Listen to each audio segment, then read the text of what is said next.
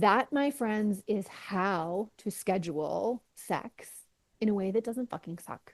Okay? Pretty straight out. We're going to go from never scheduling sex and therefore rarely having it, forcing ourselves to do it or feeling guilty about it, to putting it on the calendar and making really good use of the time that we set aside.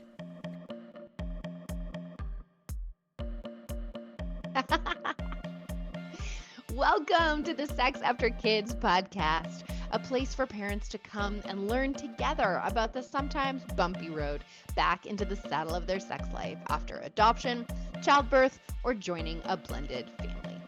I am your host, Sofia Ashley, certified sex educator and sex coach, mother and stepmother, and your totally TMI guide to becoming BFFs with your body and initiating easy, connected, and confident, naked, sexy fun times.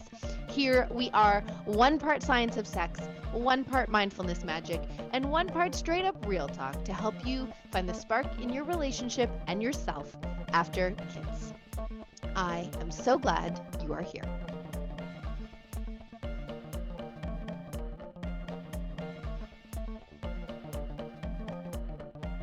Hello, mamas and papas and parents. Welcome back to the Sex After Kids podcast.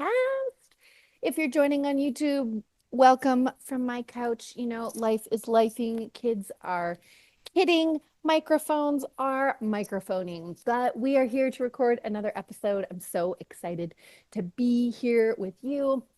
And I've got two thoughts on my mind today.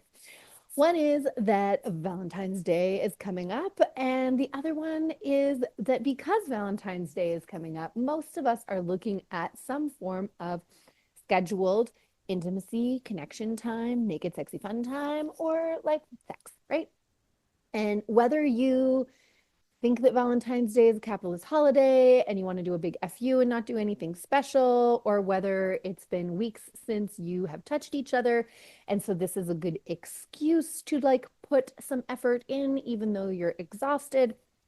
One way or another, there's a day that we're looking to potentially have some intentional connected time. And so today, I want to unpack a little bit like some of the things I think that can happen on Valentine's Day, specifically just like any holiday where there's a lot of expectation loaded onto it. And I want to talk a little bit about why we resist scheduled sex and help you to reframe it a little bit and give you some tools for doing it better, right? That is what we are chatting about today. So grab some tea, grab a seat, let's dive in. So, first off, why does Valentine's Day have such a broad range of reactions, right? I think, like, if I reflect on my own experience and if I reflect on some of the experiences of people that I know, I think we can fall into a couple of different scenarios. I know for me, since getting together with my partner, we've had scenarios where we've barely registered that it was Valentine's Day. And if we did, we kind of both looked at each other and like, we're like, should we do something? And then just nobody really had the energy to do anything special. And so we probably didn't even like buy cards or flowers. Like it just passed as any old regular day. And then I've had times where we've like pulled out all the stops and maybe got in a hotel room and, got a fancy dinner and like a babysitter and paid all this money to really like spend a lovely time together, and anything in between where like we bothered to Netflix and chill, we bothered to make sex happen. And so I think depending on like what season you are in your parenting, what exhaust level you have going on, how long it's been since you connected, there can be a level of excitement and anticipation around taking a special day, whether it's on a capitalist holiday or not, to celebrate and get sexy. And I think some people have this expectation like, I will get laid on this day, both guys and girls, all humans. This is the day I'm going to pull out the toys. This is the day I'm going to pull out the lingerie. This is the day I'm going to whatever. And I think on the opposite end of the spectrum, some of us can be feeling a lot of apprehension, either because we have a partner that we know is going to expect or really be looking forward to sex on Valentine's Day, And then that resistance to scheduled sex comes in where um, I'm worried my libido is not going to show up at the appointed day and time. And I'm going to end up having to force myself to have sex I don't really want, or, get started in a way that kind of sucks, but know that I'll eventually get on board, or like that kind of stuff. So I think there can be this range of reactions from super excited and intentional, and we have a whole rhythm for how we do this, to apprehension about the pressure that we might experience from our partner, well intentioned as it might be, or something in between, right? And I don't know if I've shared this on the podcast or just in a blog post a while ago where I talked about being frozen in like half of me wanted to have sex with my partner and half of me didn't. And so I was like in this tug of war, not with him, but like with my own self. And I think the other thing that can happen is like with New Year's, like with Christmas, like with any kind of holiday, especially if we go all out and we book the sitter and we do the 5-star meal and we have a hotel room and like all the stuff, is when the expectations get loaded that this is going to be like an epic night and amazing orgasms are going to happen and like all it's going to be super sexy and hot and all the things, even if our libidos are fully functioning, quote unquote, and all that stuff, we can end up with a big Valentine's Day flop. Maybe we eat too much cheese and we're on the toilet for the rest of the night, or we have dinner and then we're just like bloated and feel gross and we're more tired than we thought we were. And so the evening can start out super like high vibe and exciting, and it can kind of crash and burn by the end.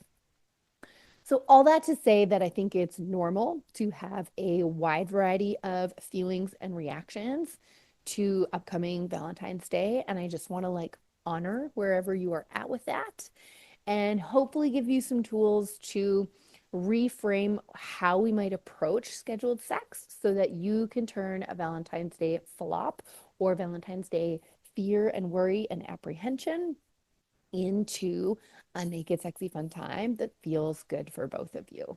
And in particular, if it has been a long time since you've been in the SAK, weeks, maybe months, maybe longer, with the framework that I'm going to teach you, give you kind of a highlight in this episode, this can be the Valentine's Day that maybe hits the reset button on your sex life after kids and gives you a path forward for how to get back into the bedroom on a regular basis in a way that feels good for both of you, which is the goal, right?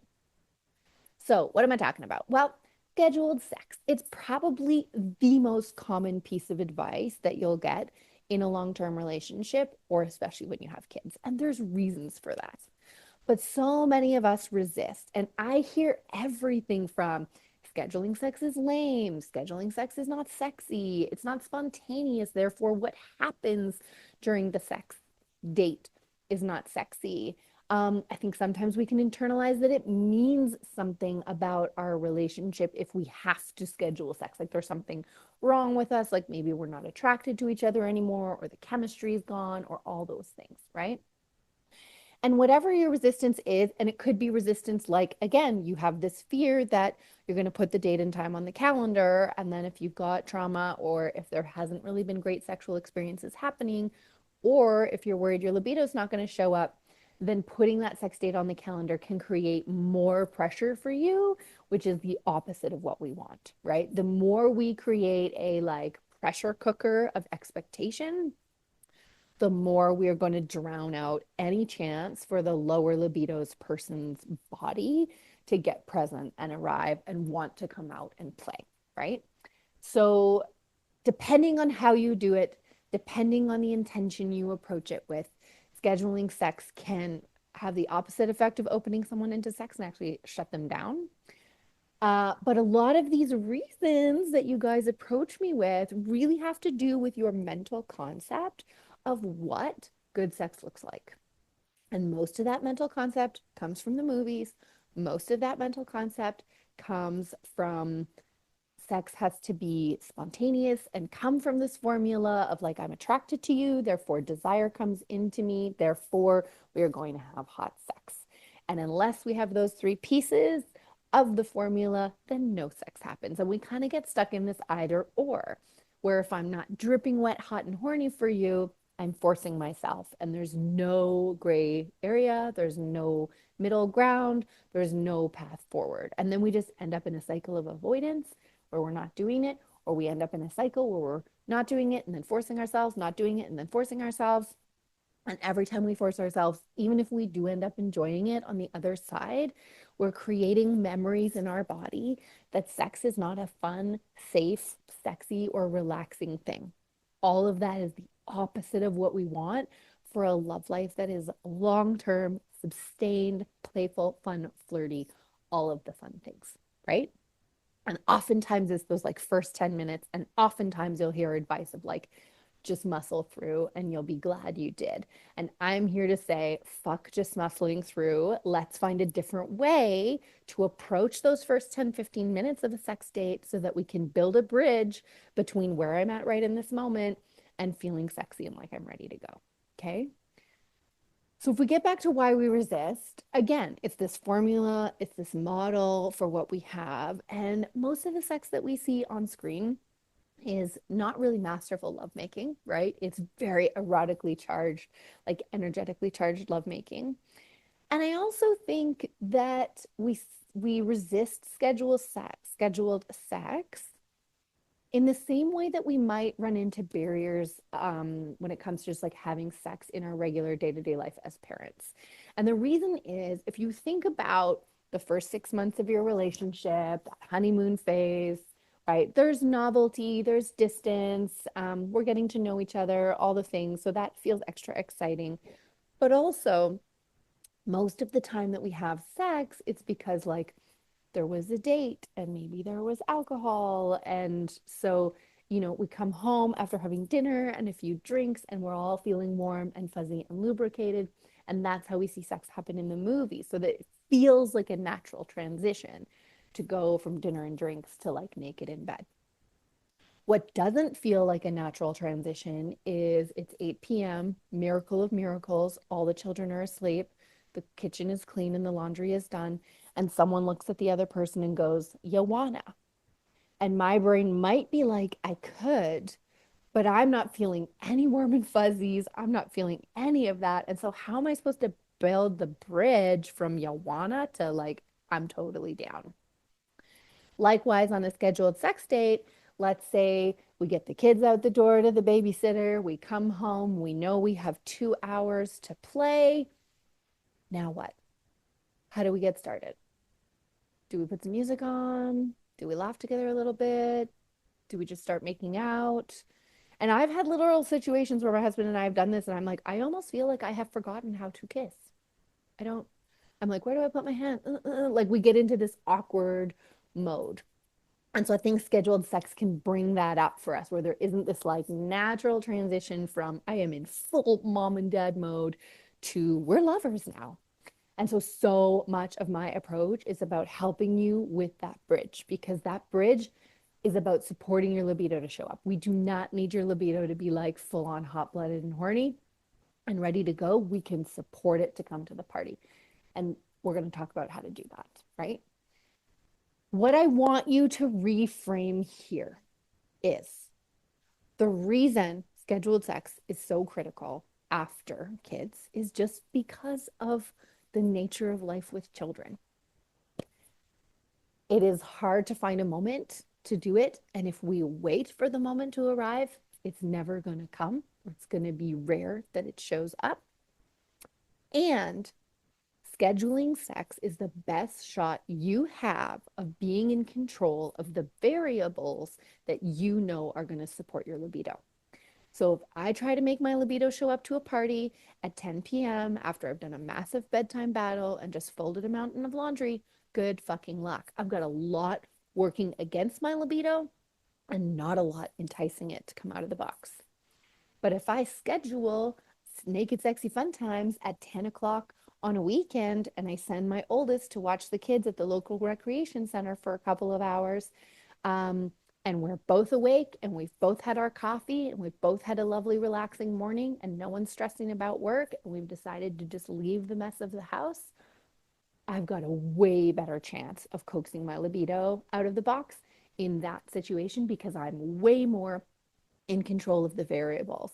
The time of day can be a variable, who's around can be a variable, what location we're in can be a variable, just like music, what I'm wearing, what we say to each other, the mantras I tell myself, the affirmations I tell myself, these can all be variables that either support or work against your libido. And so, just like you schedule dental appointments to take care of your teeth and appointments with your financial manager to take care of your money in your retirement, and just like you schedule family holidays, and just like you schedule important meetings at work to get everyone on the same page and make things happen, we have no problem scheduling important things in every other part of our life. But when it comes to scheduling, putting on the calendar, prioritizing time with the people we love that we have access to on a really regular basis, we somehow squick. And I think this even comes down to like scheduling intentional time with your kids. Like, I have a 13-year-old now, and like, I need to be like, every other Thursday, we go for sushi. That's our sushi night routine. It's important to me to have time with you alone without your little brothers and sisters, right? So explore in yourself, like, where do you find it really easy to schedule things? And where do you find resistance to scheduling sex? And can you identify, I often talk about brain gremlins, can you identify the brain gremlins that are coming up? Is it, it's lame? Is it, it's not hot? Is it, there's something wrong with us? Is it, I'm worried my libido is not going to show up? Like, what is preventing you from committing to a date and time, knowing that things fluctuate, right? And I'll give you an example. The other night, I was actually kind of feeling in the mood, but it was late. And I said, hey, tomorrow, make it sexy fun times. And my husband was like, yeah, totally. And then we had a bedtime disaster. And by 11 o'clock, we just had to look at each other and go, rain check, try again tomorrow. And it took us 3 nights. But by the time we got to Friday, when big kid was out of the house and littles were asleep, we were able to engage. So it's not because we schedule it that it's guaranteed to happen, but it is way more likely to happen. And if you're in a situation where the sex that you're having right now is not super great, or somebody's maybe convincing themselves to do it, or you're not having sex at all, and you're not scheduling sex, then I need you to ask yourself, like, what is the result I am getting from not scheduling sex? And am I open to getting a new result by trying something different? And in this moment would be scheduling naked sexy fun times, as I call it. Okay. So there's my rant about why scheduling sex is important. But I do it in a very particular way. I have a 4-part formula that's super easy to implement. I'm going to overview the highlights of it for you here so you kind of understand the difference between just putting a date and a time on the calendar and expecting things to magically happen, and adding just a little dose of intention to control those variables I was talking about, so that we know your libido is going to show up and we know you're going to have a good time regardless of the outcome. Okay. All right. Before I dive into that, I do just want to mention that because I know so many people struggle with this, I have designed a Valentine's Day challenge specifically to support you with this. It's a 7-day challenge. We basically are going to focus on 7 little micro connection actions building up to Valentine's Day so that we're warming your pot up, building up to the date.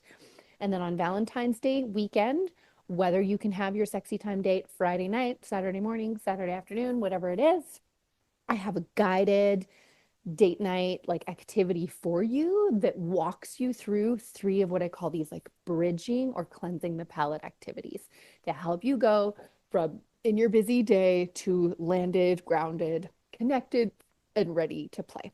So I have done all the work for you. You don't have to think. You just have to listen every day and do the thing. The micro challenges for the 7 days leading up to Valentine's Day are less than 5 minutes, and the Valentine's Day date is about 30 to 40 minutes. Then you're on your own. You can see what happens, but I've laid it all for you out there.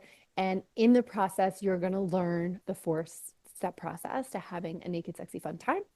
You'll have access to it for a year. It's just $15 to join the challenge, but you'll have access to all the replays and everything for a year, so you can rinse and repeat so that you can schedule a naked, sexy, fun time every time. Okay? So I will make sure that the link is in the show notes. We're going to get started February 7th, like I said, and let's dive into what this four-part framework looks like. So I just want to quote Esther Perel for a minute because she says some really brilliant things sometimes. And one of them is that sex is not a thing we do, it is a place we go. And scheduling sex, in my view, is about almost giving yourself the tools to create that other world that you're going to go to, right? We're going to go to Loverland. We're going to get out of parent land. We're going to go to Loverland. We're going to get out of roommate mode. We're going to go to romance mode, right? But how do we do that? How do we create a bridge from, I'm paying bills and signing people up for summer camp to, hi, I'm here. I see you. We're naked. I'm relaxed and playing in my body and having a good time. For some of us, that's a very big leap. For some of us, it's a 2-second leap. So how do we, especially those of us that it's a 2-second leap, how do we help our partner get across that bridge? And how does our partner help themselves get across that bridge? Because they want to be on the other side of that bridge too. I know as the lower libido partner, I want to be on the other side of that bridge too. I just didn't know how to get across it before. Okay. I'll also caveat like this is a process. I've invented it myself. I have used it myself. It is definitely what has gotten me out of the roommate rut after 3 kids. And it is hands down like the most approachable practice that I have found as a parent who's living a busy life and very practical. Like I literally give you the steps. And so the caveat is that the first couple times you do this, it might feel a little bit mechanical because you're learning a new thing. You're learning a new recipe. The first time you cook something out of the new recipe, you're stopping every 2 seconds to look at the ingredients and to understand exactly how to put things together. Once you've done the recipe 3, 4 times, you're not even looking at it, or you're looking at it just to make sure you didn't forget an ingredient, right? So we want to give ourselves grace in this journey of transitioning our sex lives from wherever we are today to the fun and flirt and connection that we want, that the effort may not necessarily be in how hard the things are that I'm asking you to do. Most of the things I'm going to ask you to do are stupid simple. But the hard comes from the fact that they're not your habit, they're not your routine, they're not your norm. And so we've got to do different to get different, but eventually they will become your habit. They will become your routine. They will become things that you can do without even thinking. Okay, that's my caveat. All right, so how do we make sure? How do we go from like generic sex date that's full of pressure and expectation to naked, sexy, fun times, which is what I call my approach? There's 4 steps. The first is to drop the sex expectations. And the biggest piece here, especially like the bigger the gap between your sex drives, the more conflict there has been, or the more shut down your lower libido person is, the more you really, really, really need to take this first step seriously. And this first step is that you are dropping all expectations of what is going to happen during your naked, sexy, fun time. You might just do the bridging activities and not get any further than that. You might do the bridging activities and make out for 20 minutes and not get any further than that. You might do the bridging activities, make out for 20 minutes, and get all the way to like full penetrative sex and 3 hours of lovemaking, right? What this means is we're taking orgasm off the table. Doesn't mean it won't happen. We're just taking the pressure and the expectation that it has to happen off the table. For some of you, we might even need to take getting naked off the table.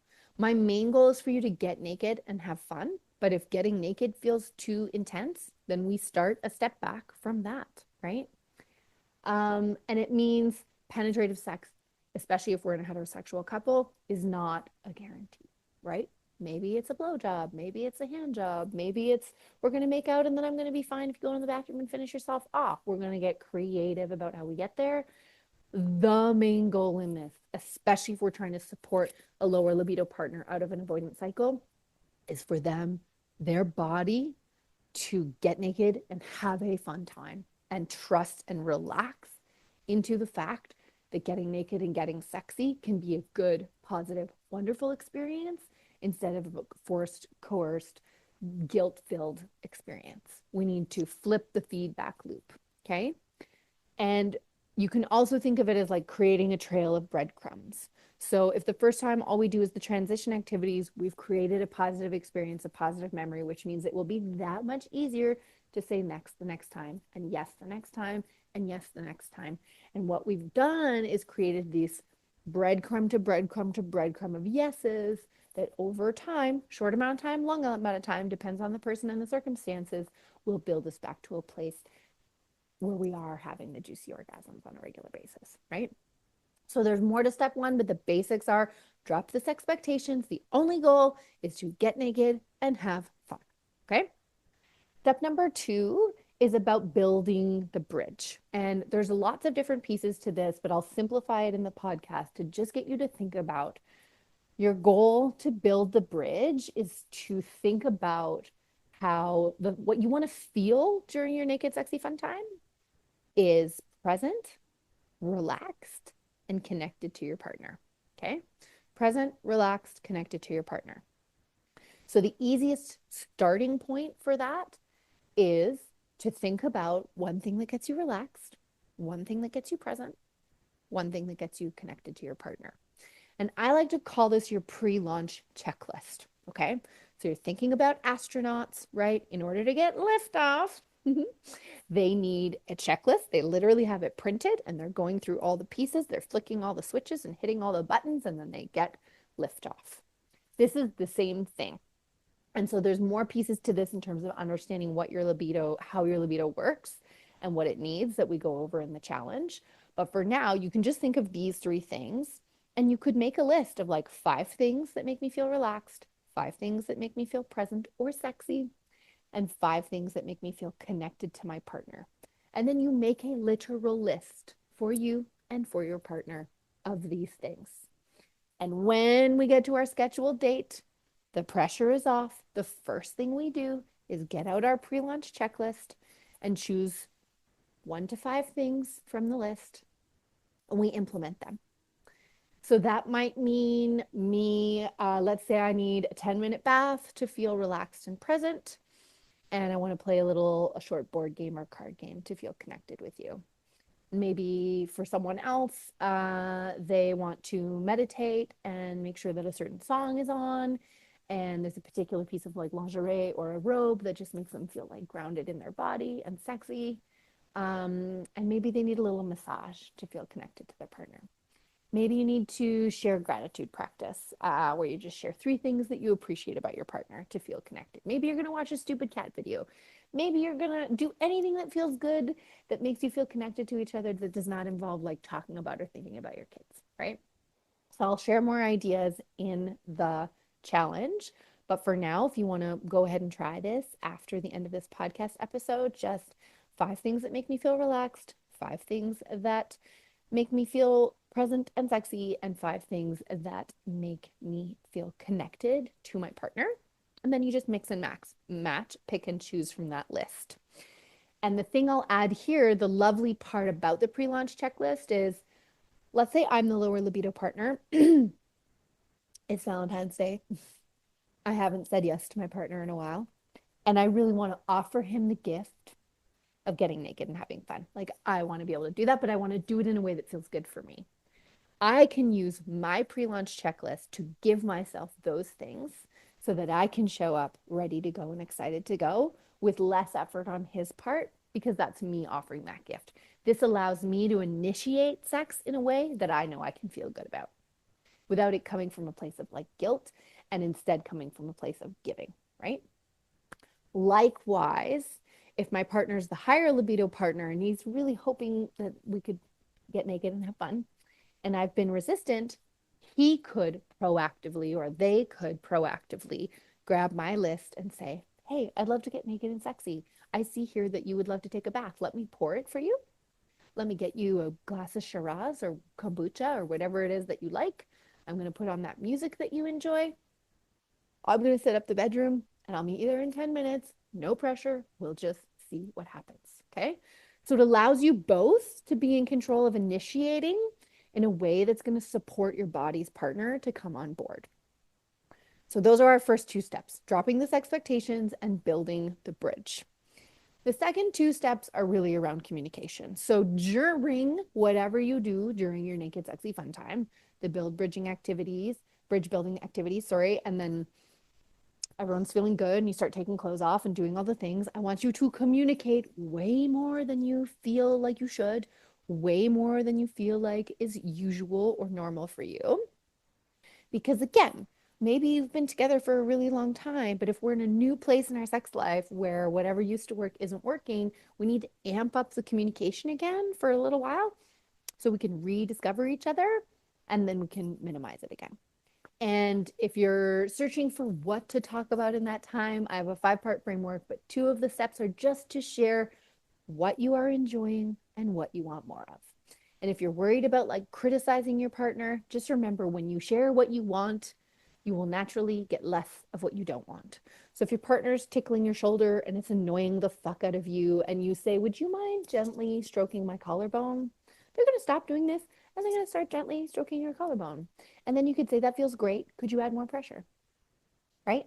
So being specific about location, speed, and pressure of touch is important. And just sharing what you want more of and what's feeling great is an easy way to start this step. Then our last part of this 4-part framework, right? Dropping this expectations, building the bridge, communicating. Our last step is to always be learning. If you've heard of taking a growth mindset to life, this is the same thing here. If you've read Atomic Habits, which I'm running into everywhere these days, it's the same approach here. We are looking to get 1% better every day, every time, in order to get, 20, 30, 50% better over time instead of a massive overhaul in one magical super loaded sex date. Okay. And the way we do that is by debriefing. So no matter what we've done, even if we just did the bridge building exercises and then I was like, you know what, I've got a migraine, blah, blah, blah, blah, blah. It's just not feeling it. I need to go to bed. Or if we got all the way to the end, we want to go just take 5 extra minutes to go, hey, like what really worked for us? Especially when you're trying something new. You're like, hey, I thought a bath was going to really relax me. But actually, that 10 minutes of massage and us sharing what we appreciate about each other did way more for me to land in the moment. So let's like put a star next to those on the pre-launch checklist so that we remember that those ones really worked. Or hey, this was a thing that was true for me where I noticed, I was like, hey, babe, you know what? I think I'm noticing that my vagina is more sensitive when I'm in my luteal phase of my cycle. Sex hurts more for me during that time. And that one particular spot where I had the scar from the baby deliveries is more sensitive during my luteal. What a fucking amazing epiphany. Because now we know. And instead of me once a month being like, what the fuck? Why do things hurt all of a sudden? Now we know. Luteal, Sophia's more sensitive. Either we will avoid certain things during that time, or we'll take advantage and do some scar tissue healing and things like that during that time. Like, what an insight, right? So the more we are learning together, sharing our observations, sharing what we noticed in our partner, sharing what we really enjoyed, the more we're creating a sense of teamwork, a sense of connection, a sense of like we have each other's back, a sense of like we're working towards a common goal, which is really at the end of the day, whether you have the orgasms or not, like so many of you are just looking for that sense of connection as a starting point, especially if it's been a while since we've had sex. And I've talked to guys who've done this method where they're like, we've gone from like not ever doing this to like, it didn't go all the way, but even what I got and the sense of connection that I got from the 30 minutes that we did doing these activities, like that fed me so much.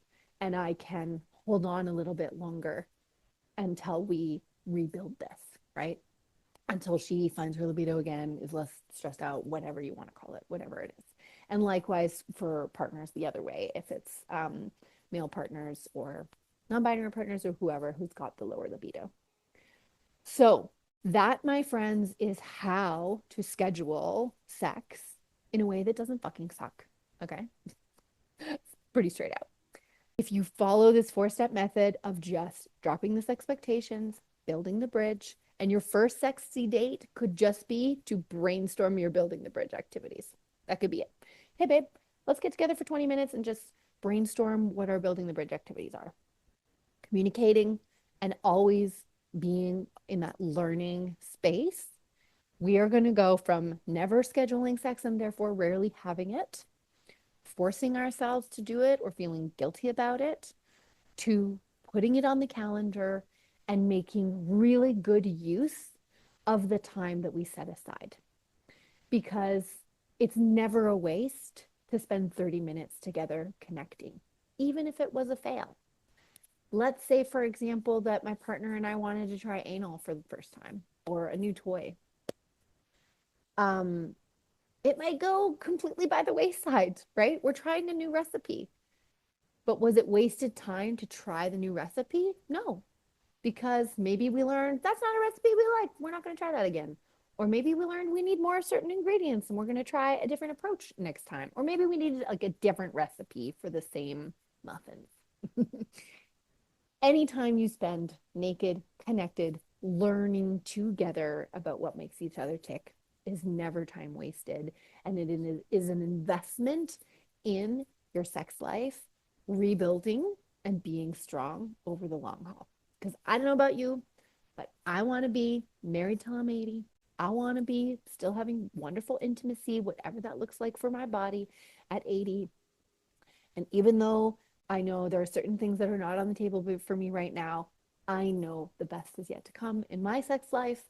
I know statistically, research-wise, the best is yet to come in your sex life, with the caveat that you need to give it a little love and intention and attention.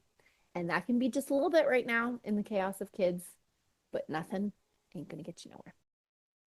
I hope that was helpful for you, friends. I hope that was a reframe on why scheduling sex is important. Whether you have a sex date on Valentine's Day or not, I hope that you will give this approach a try. And if you want more step-by-step guidance into that 4-step process, join the Roommates to Romance Challenge. I will walk you step by step by every piece and set you up for a Valentine's Day date to remember. And you get to keep the replays for a year. So you just rinse and repeat and try again and again and again. And if you do that once a month, once every 2 weeks, if you can manage it between now and the spring, you'll be looking at an entirely different sex life. Talk to you soon. This is the part where we do the end bit, right? Ah, my friends, let's take a mindfulness minute here. Take a deep breath in. Open that mouth and let out a big, deep, full body sigh. Voila, your nervous system thanks you. Thank you so much for being here today. I hope that your head and your heart have something new to consider, something new to talk about, and something new to try. No husbands were harmed in the making of this podcast, and a big thank you to my husband for his help and original music composition. Love you, babe. This podcast was recorded on the traditional territories of the Kwanlin First Nation and Tonquichan Council in Whitehorse, Yukon. We acknowledge and are grateful to the original stewards of this land where we get to play, live, and raise our children. You can catch me on the Instagram at the Happy V Project for tips, tools, and anecdotes. And you can also join the weekly-ish newsletter for dispatches from my bedroom and my brain. Also, head to thehappyvaginaproject.com to learn more about how you can work with me. Catch you next time.